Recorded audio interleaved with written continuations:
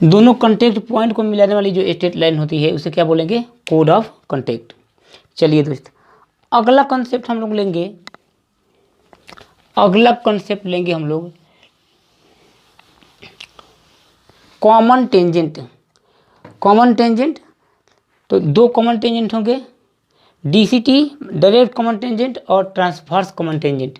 सबसे पहले हम लोग चर्चा करेंगे कि कॉमन टेंजेंट होती क्या है। कॉमन टेंजेंट,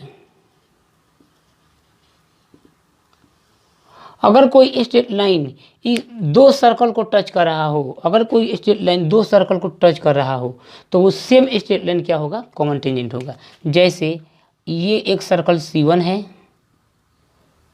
ये एक सर्कल C2 है, और एक स्ट्रेट लाइन आती और दोनों को क्या करती? पॉइंट P और पॉइंट Q पर क्या कर दी? स्पर्श, टच कर देती। तो ये जो स्ट्रेट लाइन होगी ना, क्या होगी? कॉमन टेंजेंट होगी। क्या होगी? कॉमन टेंजेंट कहलाएगी। अरे बोल दो हाँ, कॉमन टेंजेंट कहलाएगी। और ध्यान देना भाई, अगर ये पॉइंट एस पर काटी हो, अगर एस पर प्रतिष्ठित कर रही होगी, अगर हम इस दोनों को मिला दें, या ओ मान लेते हैं इसको ओ, इस कंडीशन में POQ इज ऑलवेज 90 डिग्री। ये इंपॉर्टेंट थ्योरम है, इसको याद करके चलना है। ये क्या होगी? 90 डिग्री होगी।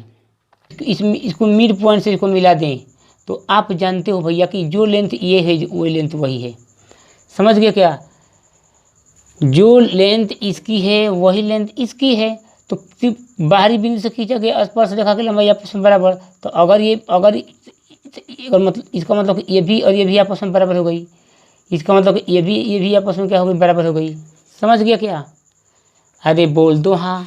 इसको मैं ले लेता हूँ T, इसको मैं क्या ले लेता हूँ? T।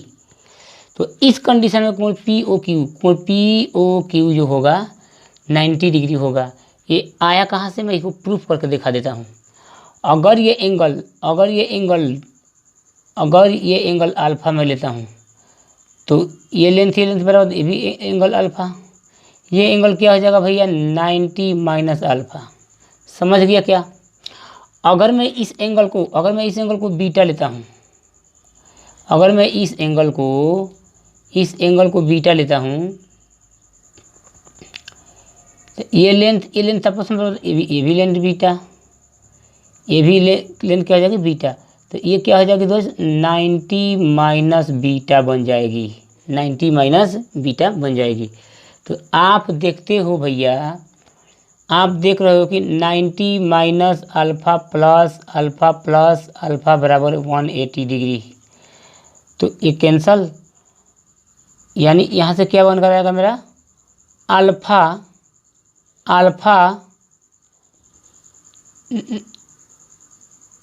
90 माइनस अल्फ़ा बराबर 180 डिग्री। या ऐसे हम आसानी से कर सकते हैं। ऐसे किस प्रकार कर सकते हैं कि तीनों को जोड़ दीजिए, अल्फ़ा प्लस बीटा, ये एंगल एक, प्लस अल्फ़ा प्लस बीटा बराबर क्या? 180 डिग्री नहीं होगा क्या? Twice of alpha plus beta बराबर 180 डिग्री, यानी अल्फ़ा प्लस बीटा बराबर 90 डिग्री। और अल्फ़ा प्लस बीटा वास्तव में है क्या दोस्त? तो आप बोलोगे सर POQ बराबर 90 डिग्री।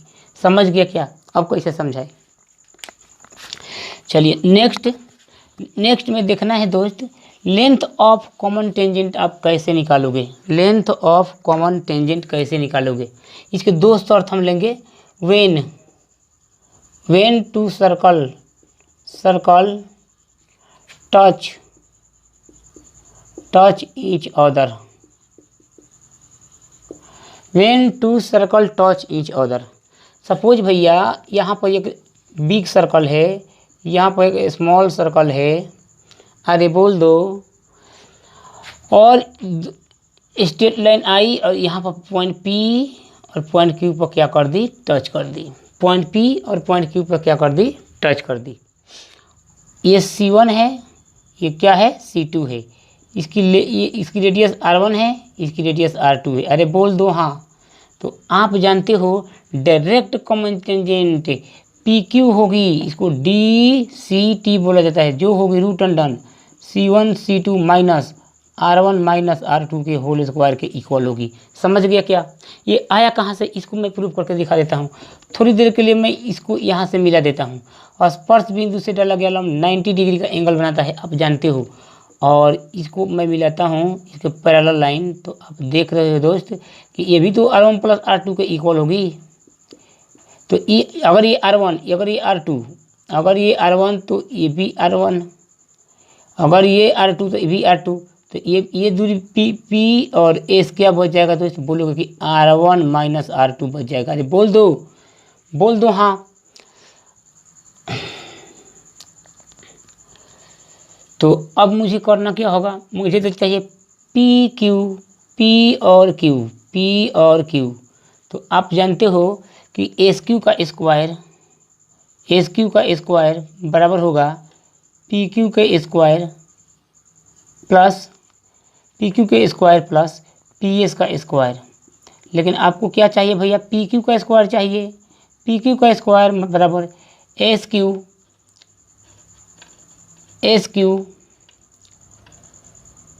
PQ का स्क्वायर बराबर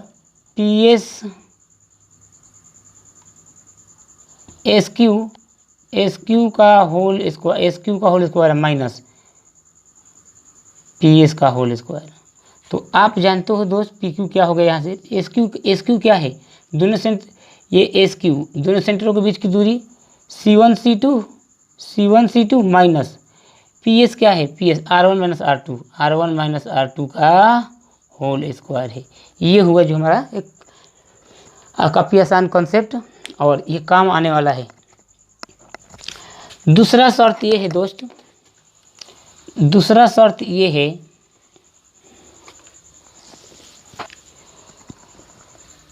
कि अगर हम इसके बीच में कोई सर्कल एक डाल दें जिनकी रेडियस R हो, तो आप जानते हो 1/√R बराबर 1/√R1 प्लस 1/√R2 होती है। और लेंथ ऑफ कॉमन टेंजेंट क्या होती है? PQ बराबर जो हो जाएगी दोस्त ट्वाइस ऑफ √R1 R2 होती है। समझ गया क्या?